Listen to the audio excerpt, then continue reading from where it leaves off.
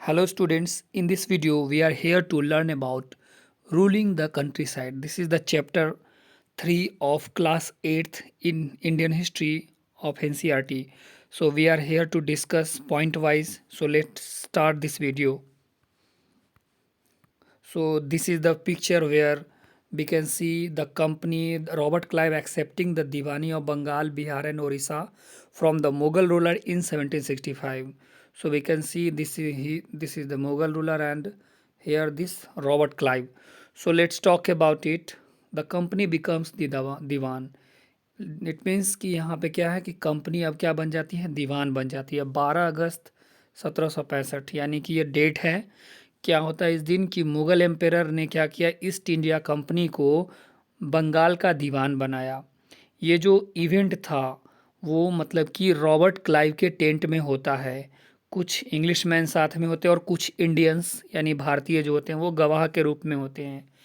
इस पेंटिंग में हम देख सकते हैं कि जो इवेंट है उसको एक मैजेस्टिक ओकेजन के रूप में दिखाया गया है। मैजेस्टिक ओकेजन यानी बहुत ही शानदार उत्सव के रूप में दिखाया गया है, जो कि बहुत ही नायाब तरह से शानदार तरीके से अच्छी सेटिंग में होता है। पेंटर को क्लाइव के द्वारा कमीशन किया गया यानी नियुक्त किया गया है कि उसको मेमोरेबल इवेंट्स जो कि क्लाइव के लाइफ में हुए थे उसको रिकॉर्ड करना है।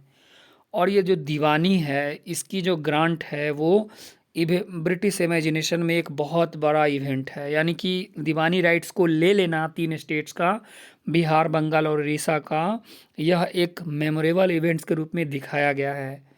As Diwan company became the chief financial administrator. यहाँ पे एक बहुत अच्छा वर्ड है, चीफ फाइनेंशियल एडमिनिस्ट्रेटर, यानी कि कंपनी के अंडर में जो भी इलाके कंट्रोल में थे वहाँ का दीवान बनना, यानी कि वहाँ का चीफ फाइनेंशियल एडमिनिस्ट्रेटर बन जाना था। Now it had to think of administrating the land and organizing its revenue. अब कंपनी को किसी से समझौता करने की ज़रूरत नहीं थी, क्योंकि कंपनी यहाँ पे खुद क्या कर रहा था, लैंड को एडमिनिस्टर कर रहा था, प्रशासित कर रहा था और अपने रेवेन्यू रिसोर्सेज को एडमिनिस्टर कर रहा था, ऑर्गेनाइज कर रहा था। इस चीज़ को अब इस ढंग से करना था कि ज़्यादा से ज़्यादा रेवेन्यू यानी ज़्यादा से ज़्यादा टैक्स जो है वो जमा हो सके और कंपनी की जो भी खर्च बढ़ रही है उस खर्च को पूरा किया जा सके। ट्रेडिंग कंपनी को ये भी इंश्योर करना था कि वो प्रोडक्ट्स को खरीद सके और मतलब कि जिस दाम में चाहे उस दाम में बेच सके। Over the years the company also learn that it had to move with some caution, यानी सालों तक कंपनी ने क्या सीखा था कि उसको कुछ सावधानी बरतनी थी। एक एलियन पावर थी, ब्रिटिश एक एलियन पावर थी, क्योंकि ये बाहर से आई थी, फॉरेन पावर थी, बाहरी शक्ति थी।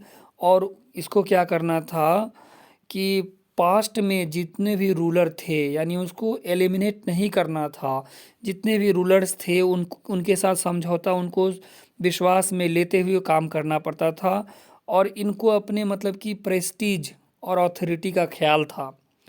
जो भी आसपास के लोकल पावर थे उनको ये कंट्रोल करना चाहते थे, उनको इंटायरली एलिमिनेट नहीं करना चाहते। ये बहुत इंपॉर्टेंट है कि आप जो लोकल पावर्स है उसको कंट्रोल कीजिए, एलिमिनेट नहीं कीजिए। क्यों नहीं कीजिए? क्योंकि एकदम से अगर आप एलिमिनेट करते हैं तो वहाँ के लोगों के अंदर एक मैसेज आता है कि आप बाहरी हो और आप यहाँ के लोगों को क्या कर रहे हो, गुलाम कर रहे हो, गुलाम बना रहे हो, कोलोनाइज कर रहे हो। सो इसलिए कंपनी ने बहुत चालाकी से वहाँ के लोकल लोगों को, वहाँ के लोकल रूलर को क्या किया, कंट्रोल किया, ना कि एलिमिनेट किया। अब ये कैसे किया जा सकता था, how was this to be done, इस चैप्टर में हम लोग यही देखेंगे कि कंपनी कैसे कॉलोनाइज की कंट्री साइड को और किस तरह से रेवेन्यू रिसोर्स को जमा किया और वापस से कैसे लोगों के अधिकार को डिफाइन किया और जिस मर्जी दाम में वो चाहे उस मर्जी दाम में वो फसलों को बेच सके। अब सबसे बड़ी अब क्या है कि रेवेन्यू फॉर द कंपनी, यानी कि कंपनी के लिए जो रेवेन्यू था, कंपनी अब क्या बन चुका था, दीवान बन चुका। अब कंपनी कंपनी नहीं बल्कि दीवान बन चुका था और उसने खुद को, बट फिर भी उसका जो मेन फोकस था वो ट्रेड था। अभी भी वो अपने आप को एक व्यापारी के रूप में ही देख रहा था। उसका मकसद था लार्ज रेवेन्यू इनकम, ज़्यादा से ज़्यादा टैक्स इकट्ठा किया जाए, ज़्यादा से ज़्यादा इनकम बनाया जाए।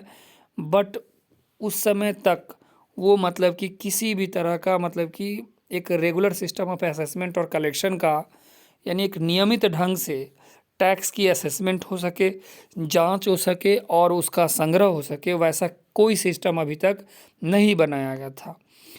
एफर्ट क्या था, प्रयास क्या था कि रेवेन्यू को बढ़ाया जाए। कैसे रेवेन्यू को बढ़ाया जाए? जैसा कि अगर रेवेन्यू को बढ़ाएंगे तो क्या किया जा सकेगा उससे, फाइन कॉटन और सिल्क क्लोथ को, यानी कि जो अच्छी क्वालिटी का जो कॉटन है या फिर अच्छी क्वालिटी का जो सिल्क का कपड़ा है, उसको जितना सस्ते दाम में हो सके उसमें खरीदा जा सकेगा। 5 साल के भीतर जितने भी सामान थे उसका जो दाम था कंपनी के द्वारा जो बंगाल में खरीदा गया, वो क्या हो गया, डबल हो गया। यानी 5 साल के भीतर सामान का जो दाम था जो कंपनी के द्वारा खरीदा गया, वो क्या हो गया, डबल हो गया। 1865 से पहले कंपनी ने क्या किया, वो इंडिया के अंदर गुड्स खरीदा और उसको क्या करना पड़ता था, गोल्ड और सिल्वर लाना पड़ता था ब्रिटेन से।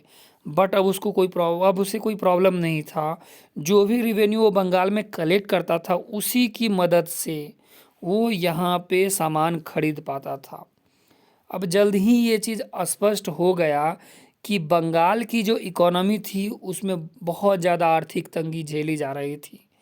अब धीरे धीरे जो आर्टिसंस थे वो गांव छोड़ रहे थे, गांव से जा रहे थे, क्योंकि मजबूरन उनको अपना सामान कंपनी को कम दाम में बेचना पड़ रहा था।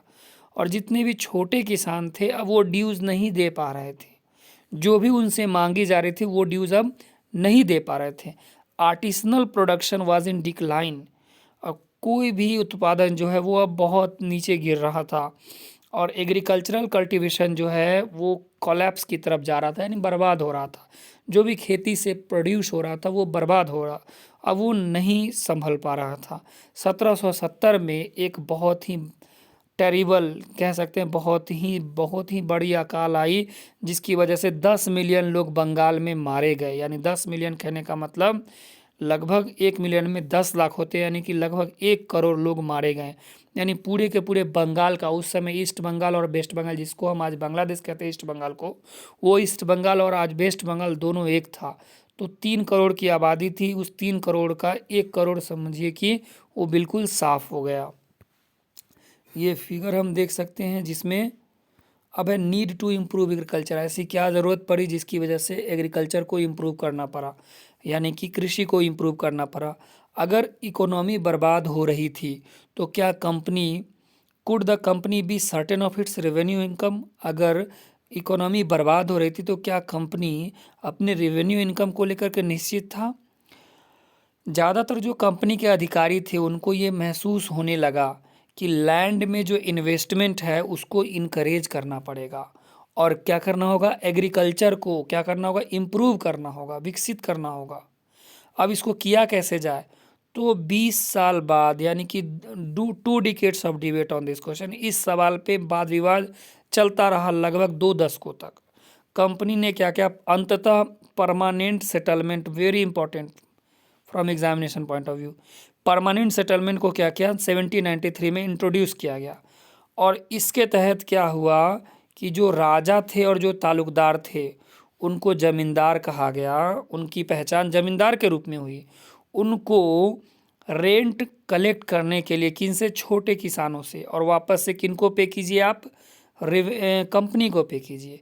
यानी कि छोटे किसान से रेंट कौन कलेक्ट करेंगे, राजा और जो तालुकदार थे, क्योंकि इनको अब एक नाम दे दिया गया जमींदार। अब जमींदार क्या करता था, छोटे किसान से टैक्स लिया करता था और ये टैक्स वापस किसको जमा करता था, तो कंपनी को जमा करता था। जो भी अमाउंट पेड करना था, जमा करना था, वो परमानेंटली फिक्स किया गया और उसका मतलब ये था कि इसको फ्यूचर में नहीं बढ़ाया जाएगा। ऐसा महसूस किया गया कि इसकी वजह से रेगुलर रेवेन्यू जो है वो कंपनी के खाते में आएगी और इससे क्या होगा, ज़मींदार भी मतलब कि लैंड को इम्प्रूव करने के लिए इन्वेस्ट करेंगे, पैसे लगाएंगे।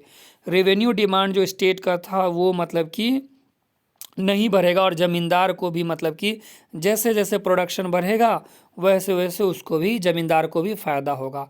अब इस सेटलमेंट के साथ प्रॉब्लम क्या थी, what was the problem regarding this permanent settlement? तो परमानेंट सेटलमेंट की वजह से मतलब कि कुछ प्रॉब्लम्स हुई।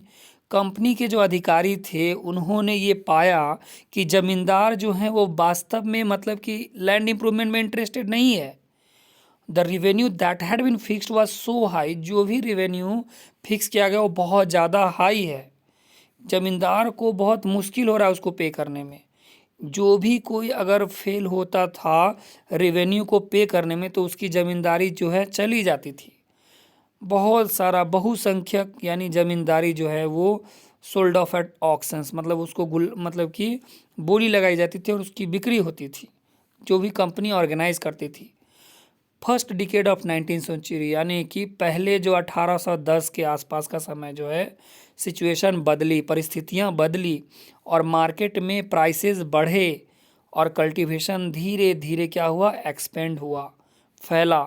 इसका मतलब है कि ज़मींदार के इनकम में क्या हुआ, बढ़ोतरी हुआ, लेकिन कंपनी को इससे कोई फ़ायदा नहीं हुआ, क्योंकि it could not increase a revenue demand that had been fixed permanently, क्योंकि इस सेटलमेंट के तहत ऑलरेडी ही क्या हुई थी, ऑलरेडी रेवेन्यू फिक्स हो चुकी थी। तो ज़मींदार को तो बेनिफिट हुआ लेकिन कंपनी को इससे कोई बेनिफिट नहीं हुआ। इवन देन जमींदार did not have an interest in improving the land, और ज़मींदार को भी मतलब कि लैंड को इम्प्रूव करने में कोई इंटरेस्ट नहीं था। Some had lost their lands in the earlier years of settlement, कुछ लोगों को तो अपनी ज़मीन खोनी पड़ी शुरुआत के समय में, और कुछ जो थे वो मतलब कि others now saw the possibility of earning without the trouble and risk of investment, और कुछ तो कमाने की संभावना देख रहे थे बिना किसी ट्रबल और बिना किसी रिस्क ऑफ इन्वेस्टमेंट के। Zamindar could give out the land to tenants and get rent, they were not interested in improving the land. Zamindar का बस एक ही काम था कि लैंड को रेंट पे देना, वो इंटरेस्टेड नहीं थे किसी भी तरह के इन्वेस्टमेंट को करने के लिए। दूसरी तरफ क्या था कि गाँव में कल्टीवेटर को ये जो सिस्टम लगा बहुत ज़्यादा ऑपरेसिव लगा, बहुत ज़्यादा मुश्किल लगा, अत्याचारी लगा। रेंट जो वो ज़मींदार को देता था वो बहुत ज़्यादा था, और उसका जो ज़मीन पे अधिकार था वो इनसिक्योर था, यानी कभी भी उसके हाथ से ज़मीन जा सकती थी। रेंट को देने के लिए कभी कभी उसको लोन लेना पड़ता था साहूकारों से, और जब वो नहीं दे पाता था रेंट तो उसको मजबूरन ज़मीन खाली करना पड़ता था। जिस ज़मीन को उसने पीढ़ियों से देखा है उस ज़मीन को उसको खाली करना पड़ता था। अब फिर से क्या हुआ, एक नया सिस्टम डिवाइस हुआ। शुरुआती 19वीं शताब्दी में क्या हुआ कि many of the company officials were convinced, बहुत से कंपनी ऑफिशियल्स ये मान गए कि रेवेन्यू का जो सिस्टम है उसको वापस से बदलना पड़ेगा। अब कैसे रेवेन्यू को परमानेंटली फिक्स किया जाए, the time in company needed more money to meet its expense of administration and trade, क्योंकि कंपनी को तो समय दर समय अपने एडमिनिस्ट्रेशन को फैलाना, अपने व्यापार को बढ़ाना था। अब इसके लिए उनको ज़्यादा रेवेन्यू की ज़रूरत थी। North west provinces of Bengal presidency, यहाँ पे ज़्यादा, जो कि आज ज़्यादातर एरिया जो है उत्तर प्रदेश में, एक अंग्रेज जिसका नाम क्या था, हॉल्ट मैकेंजे, उसने एक नया सिस्टम लाया जो कि 1822 में लागू किया गया। उसको क्या लगा कि विलेज जो है यानी गांव जो है वो इम्पोर्टेंट सोशल इंस्टीट्यूशन है। मतलब कि उत्तर भारत के समाज में गांव क्या है, एक इम्पोर्टेंट मतलब कि सोशल इंस्टीट्यूशन यानी कि महत्वपूर्ण सामाजिक संस्थान है जिसको बचा के रखने की बहुत ज़रूरत है। उसके दिशा निर्देश के तहत कलेक्टर्स जो क्या करते थे वो विलेज टू विलेज जाते थे, गांव से गांव जाते थे, लैंड का निरीक्षण करते थे, ज़मीन को नापते थे, और जो भी कस्टम और राइट्स हैं अलग अलग ग्रुप्स का उसको रिकॉर्ड करते थे। जो भी रेवेन्यू एस्टिमेट होती थी हर प्लॉट का एक विलेज के अंदर उसको जोड़ा जाता था, और ईच विलेज हैड टू पे, और हर गांव को क्या करना पड़ता था, वो पे करना पड़ता था। ये जो डिमांड था उसको पीरियडिकल यानी समय दर समय रिवाइज किया जाता था, ये परमानेंटली फिक्स नहीं था, पहले से ये बदला हुआ था। और charge of collecting the revenue and paying it to the company was given to village headman. ये जो टैक्स को कलेक्ट करना और वापस से कंपनी को देना, इसकी जिम्मेवारी किसको थी, गांव के मुखिया को थी। इस बार ये जिम्मेवारी ज़मींदार को नहीं दी गई थी, और इस सिस्टम को क्या कहा गया, इस सिस्टम को महलबारी सेटलमेंट कहा गया। अब इसके बाद है the Munro system. Munro system क्या था कि ब्रिटिश टेरिटरीज जो कि साउथ में था वहाँ पे मतलब कि परमानेंट सेटलमेंट के आइडिया से थोड़ा अलग एक नया सिस्टम आया जिसको क्या कहा गया, रुतवार या फिर रेतवारी सिस्टम। स्मॉल स्केल में इसकी कोशिश की गई किसके द्वारा, अलेक्जेंडर रीड के द्वारा, और कुछ ही एरियाज़ में किया गया जो कि कंपनी ने लिया था वार के बाद टीपू सुल्तान से। उसके बाद थॉमस मुनरो के द्वारा इसको और विकसित किया गया। ये जो सिस्टम है धीरे धीरे साउथ इंडिया में फैला।